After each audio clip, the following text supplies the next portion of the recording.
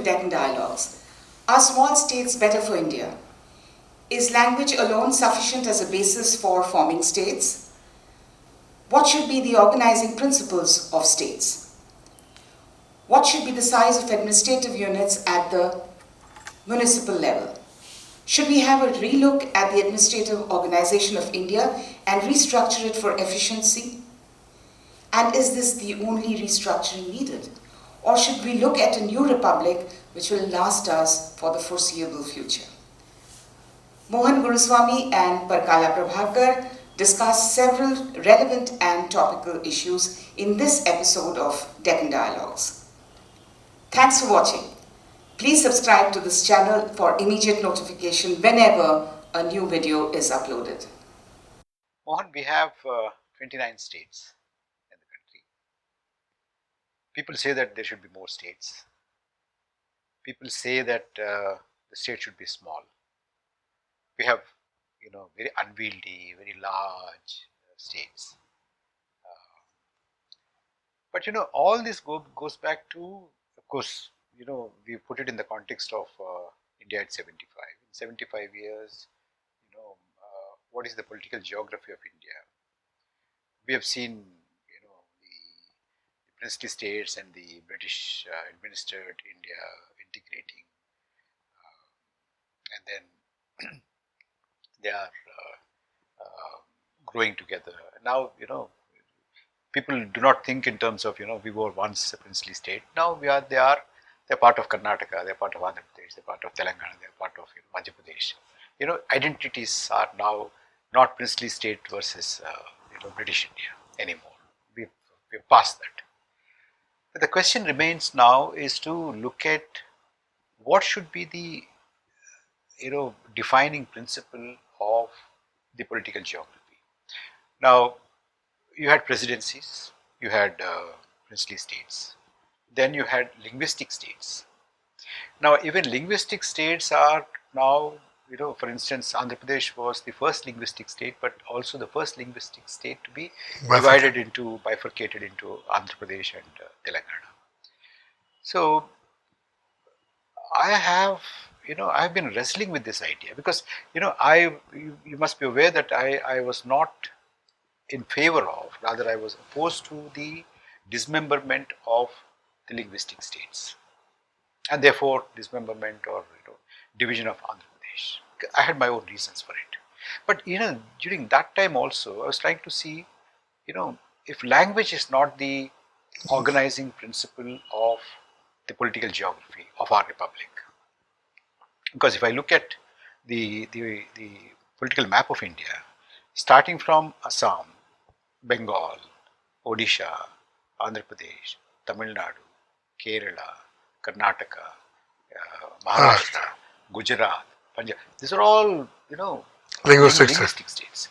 The exception, people argue that, you have Hindi speaking states, a lot of Hindi speaking states, but then that is a misnomer because Hindi is not a language like Tamil or Telugu or Gujarati or Kannada. It's because there are so many languages which are papered over, the differences are papered over, and they are portrayed as a Hindi speaking state. So if you take that away, if that is not the case, then what should be should it be the size? Should it be on the basis of a state cannot be bigger than say these many 100 square kilometers? Should it be defined on the basis or created on the basis of population size or geography size? What is a big state? How big is a big state? How small is a small state? These are the questions that need to be addressed at least now after 75 years of independence, because we are quite mature now. Our fault lines are not going to make India dismember or balkanize or anything.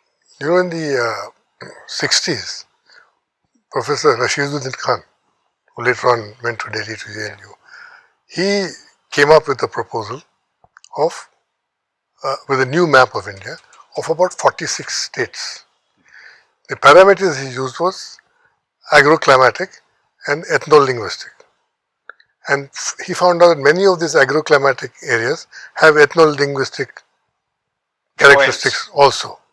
So he drew up a map of highly fragmented India into many parts. Like for instance, Madhya Pradesh was 5 or 6 states. Old Hyderabad was different states. Maharashtra was different states. So at that time, it appealed to many people because the challenge of the 50s and 60s, early 60s was the threat of secession, breakup of the union. Yeah. The whole world was predicting that India will break. It's an unnatural union of people. So Tamil Nadu was, as you know, was active secessionist movement. DMK was a secessionist party. It only came over in 62. That was the original creed. Yeah, saying that we have to go. Dravidistan, we have to be separate.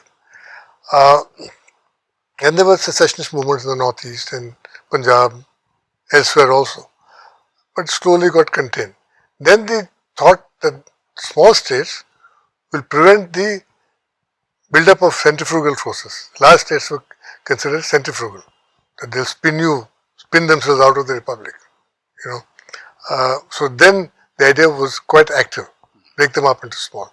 So Tamil Nadu actually resisted the idea of any further bifurcation. Because historically Tamil Nadu had 3 parts. Yeah. Just like Hyderabad was 3 parts, ethno-linguistically. UP can break up into many parts. So that was resisted. So now you got state like UP, which is bigger than Brazil. If it was in the United Nations, it would be the 8th largest member. UP is as big as Pakistan. 220 million people, 220 million people. And as problematic as Pakistan also, if I may say so.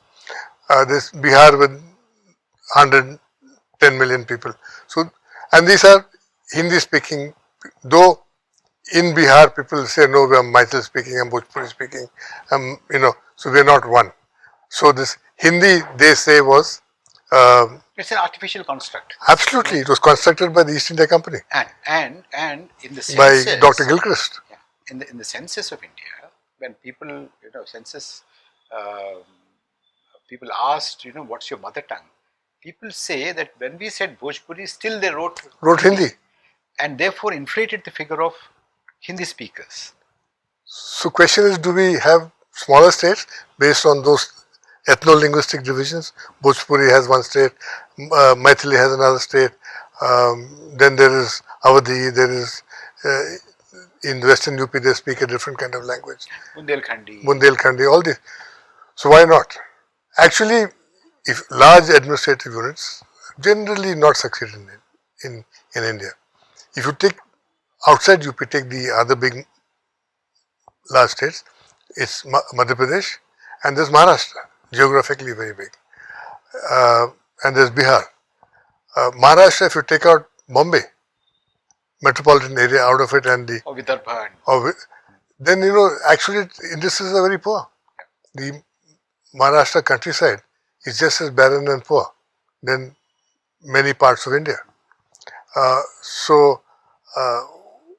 Is it because, it's also unwieldy? Capital is in Bombay, one corner, and the tail end comes towards the eastern part of India, past Nagpur, into almost to Chhattisgarh, So, and similarly with UP, starts at the tip of Haryana and goes deep into Bihar.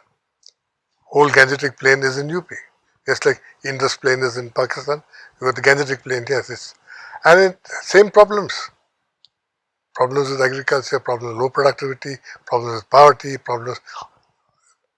Actually, the state which should have been the richest state in terms of water and natural resources has actually the second poorest state in the country.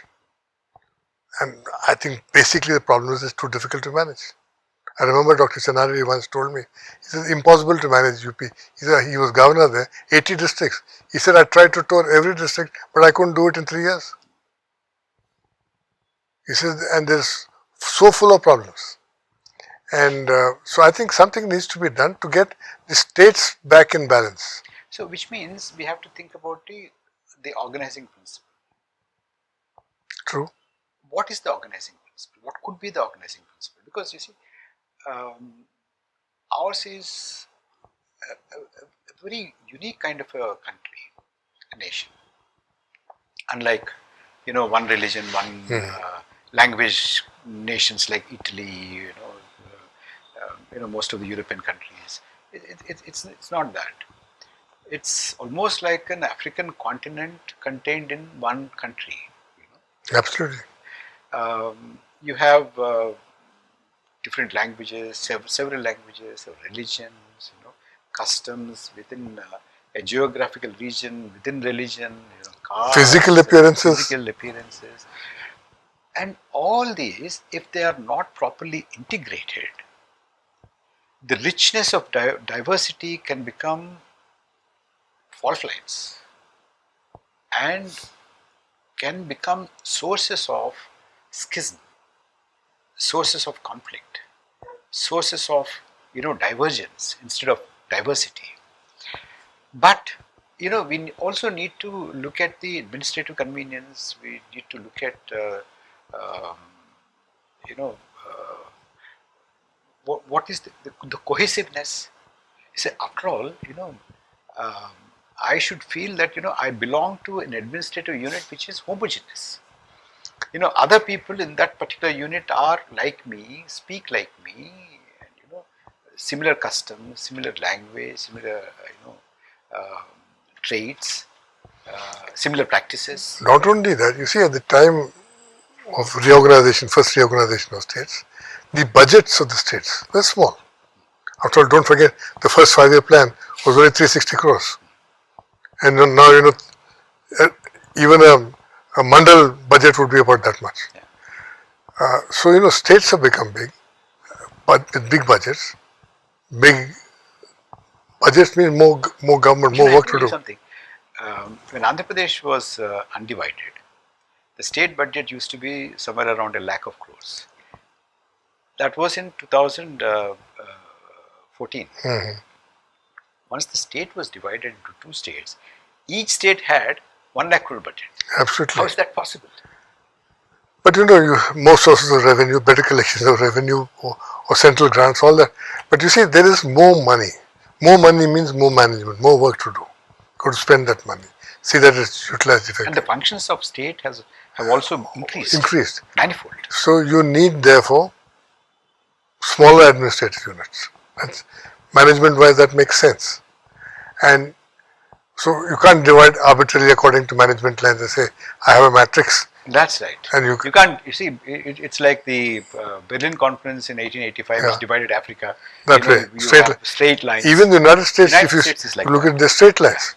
Because in the United States, you don't have so much of a diversity. Absolutely. And they were taking somebody else's land. Yeah. So they divided and in it up. Africa, because of that kind of an arbitrariness, you still have a huge all those problems, all those ethnic conflicts. Absolutely. So I think here we've gone past the stage where ethnic animosities can get so deep to want to fight with each other, but assertion of identity is an issue. So we have to address that also, since we're doing it. And therefore, and the experience of small states has been good. Who are the number 1 state in India in terms of indices is Kerala. Number 2 state, Telangana. Number 3, there's Goa, there's Punjab, there's Haryana. All these are small states doing well.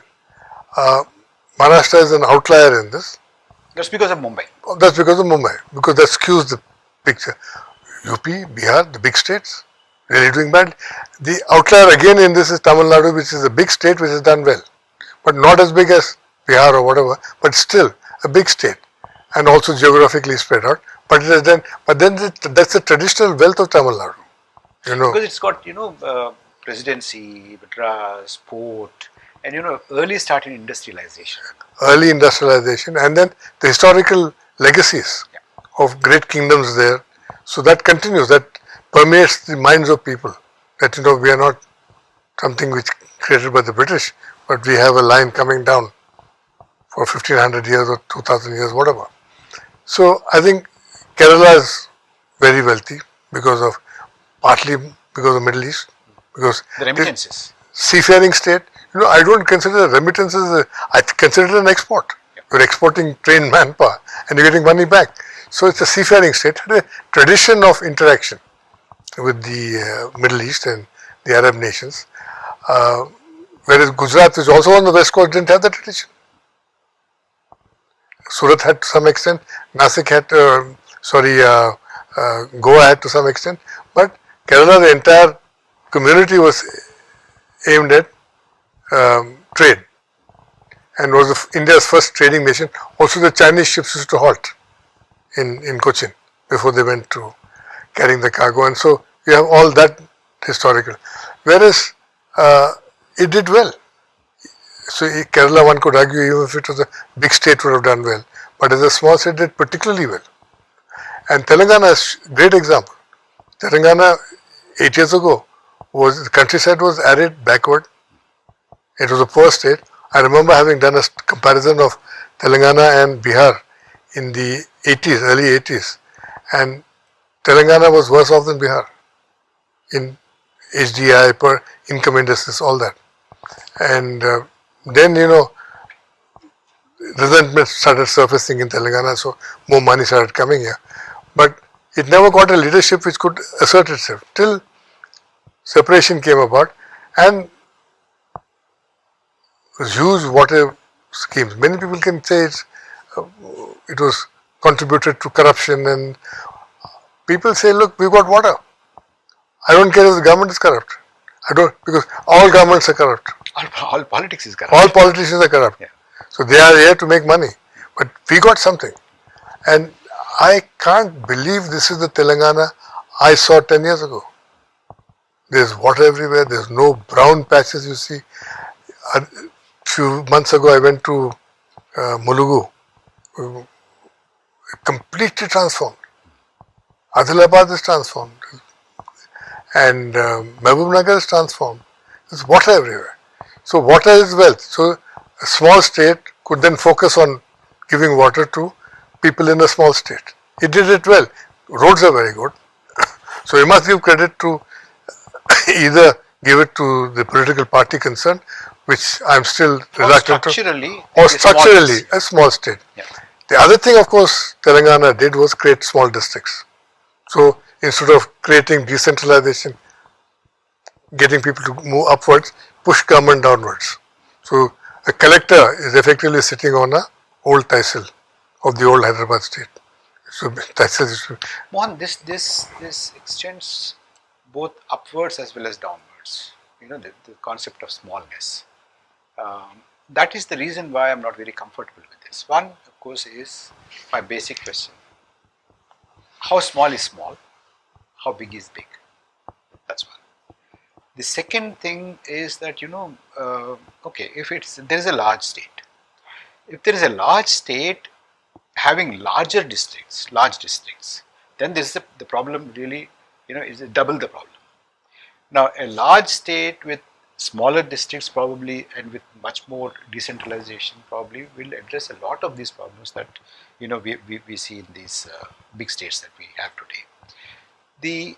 That is to the extension of the argument downwards. Now, if you extend the argument upwards, if large states are a problem,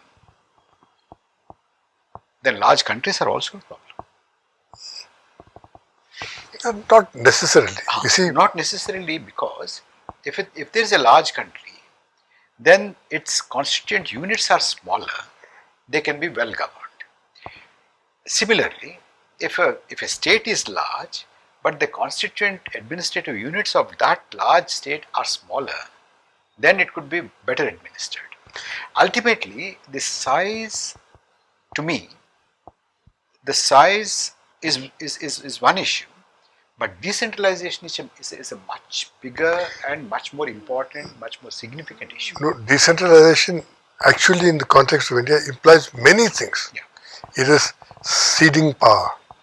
Everybody has to cede power, right from Prime Minister down, that you don't do as much as you do now. Yeah. To keep ceding it down. It's going to be very difficult.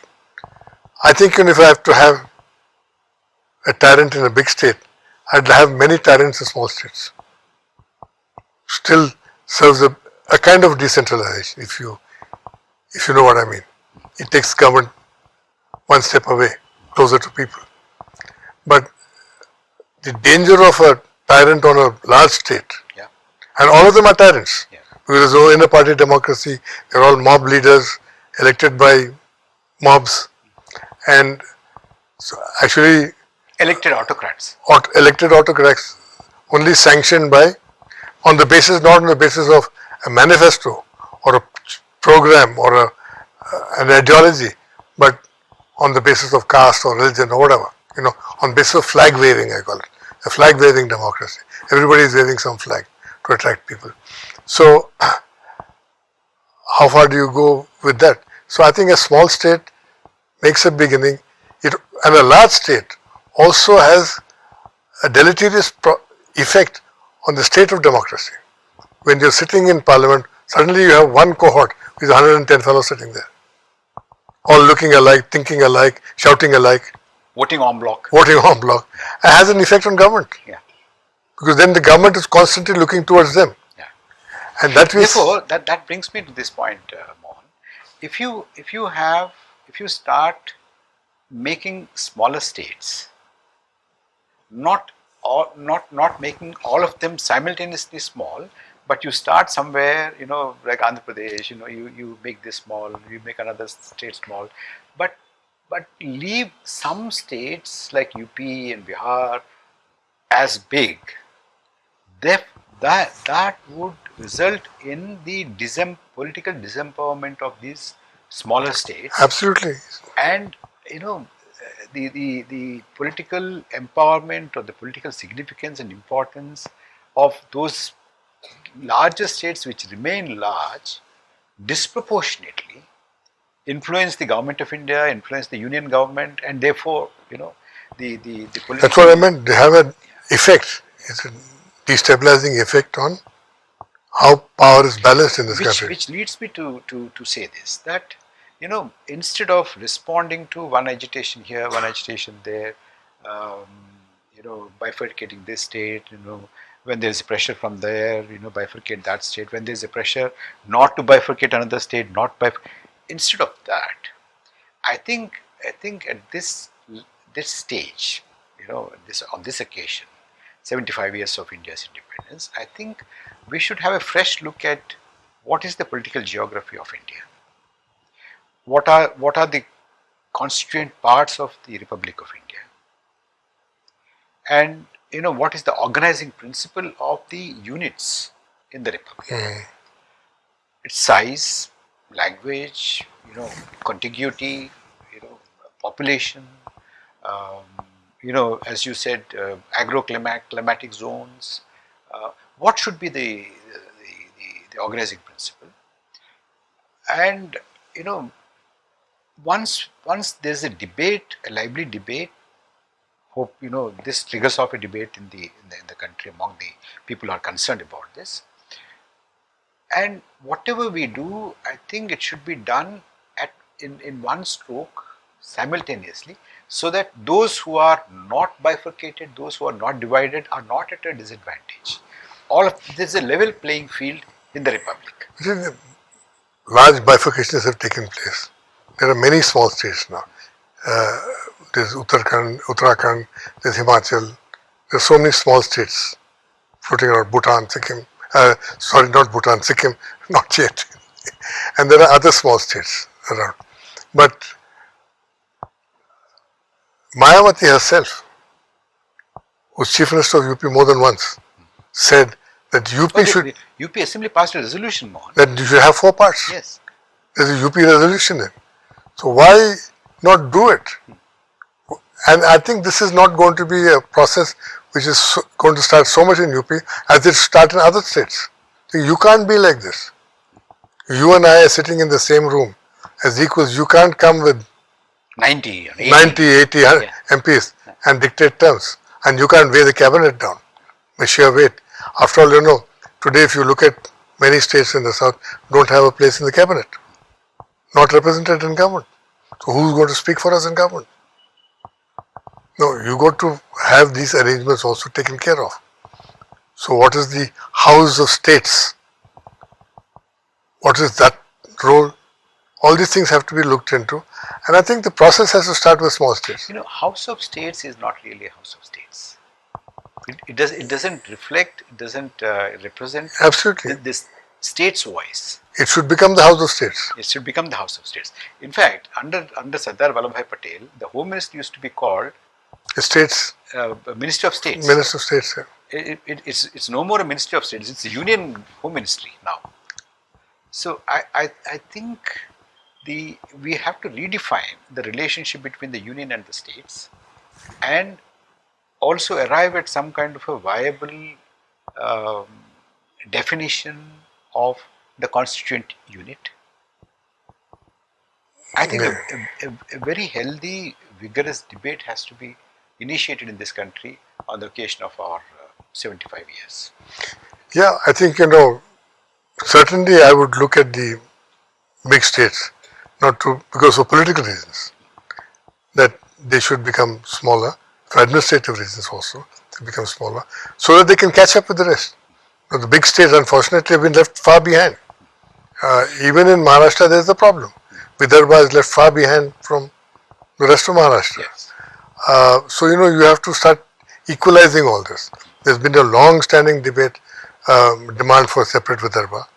There's a long-standing demand for Awadh. There's been a demand for Harit Pradesh, which is Western UP. There's a demand for Bhojpur. All this should be now looked into very seriously. And Darjeeling is there. Darjeeling and Sikkim actually were together and they've separated. I would not like to think of an acronym for that, SAND, But Kashmir has been broken up. You've taken Ladakh out. You sooner or later have to take Jammu out. Because you can't have an unnatural union of two minorities being majorities in certain areas, looking at each other. So I think something needs to be done, and therefore the process needs to start going here. Madhya Pradesh is again still too big, even after Chhattisgarh. Bihar is still too big, even after Jharkhand went. Yes. So I think we've got to create more regional identities, affinities. Like there was always a demand for Rayalaseema state. Yes. Rayalaseema agroclimatically and would have been more suited to Telangana. If Rayalaseema was part here, could have got the water also. Yeah. This Kaleshwaram project wouldn't have ended at the borders of Mahbubnagar. Could have gone further in. But I think it was short-sighted. Political reasons. Rayalaseema would have been too hot a potato to hold in your hands. So I think time to look at sizes of states is also very important, among other things we've discussed in the last few weeks. Yeah. There are a whole lot of things which we need to discuss and talk about. India is not a complete job as yet. It's a job half done. It's work in progress. Work in progress, absolutely. And another thing is that, look at states, we want a smaller states. Now, when we come to the urban governance, we are amalgamating the neighboring municipalities into the greater municipality. Absolutely. And making it bigger and bigger and bigger. But you see, once we look at, administrative unit and sizes should become that, it should be smaller in size so that it is manageable, it is better administered, it's nearer to the people, more accountability. Then we should follow that kind of a principle at the local government too. Absolutely. I think it's time for this debate to roll off. I think we are flagging off different topics every week. But Mohan, what I'm disappointed about is that a week before August 15th and a week after August 15th, we had Har Ghar Tiranga kind of a thing. We made it a huge celebration, which is good. But I always hoped that the government, the Prime Minister, and the state governments and the chief ministers would use this opportunity to, make a churning, ideate, how did we travel, 75 years, what has been our journey, what did we achieve, and what are our impediments, and How far have we succeeded? If we succeeded, how did we succeed? If we did not succeed, why did we not succeed? What kind of lessons can we draw from our journey in the past 75 years? And how do we go forward from now into the next 75 years, maybe next up to 2047? What kind of an administrative changes that we need to bring about? What kind of a financial, what kind of a structural changes that we need to bring about? Unfortunately, This kind of a debate is missing. Unfortunately, it will miss as long as politics becomes an arena for mutual abuse. I've never seen like this where platforms of high office, even the highest office, is constantly used for abuse. You have to create new ideas. Why are we like this? Why is there still illiteracy in the country? Why are our standards of education so poor? Why is our health standards so poor? Why are so many mothers dying at childbirth? Why are our indices so low? Why are we 133? And coming how is down. our representation? How is our legislation? Yeah. How is our legislatures? Yeah. What kind of a judiciary So do I think we have to start a holistic process. You just can't do one thing. You got to do many things simultaneously. So and I wish this entire year is devoted to this kind of a debate, this kind of a discussion, this kind of a ideation, this kind of a discourse, conversation in everywhere, every town, every city, in every town hall, in every platform. and I think we should now work actually what I call a second republic. The first republic has run its course. Exactly. Why not? Because you see, France had Many republics. many republics. Yeah. So I think we churn off this process of a new republic to replace the structure. You don't replace a nation. You don't need to replace the constitution. You can amend constitutions to suit and have a new, more broad-based, Make more. India ready for another 100 years. Absolutely. Thank you.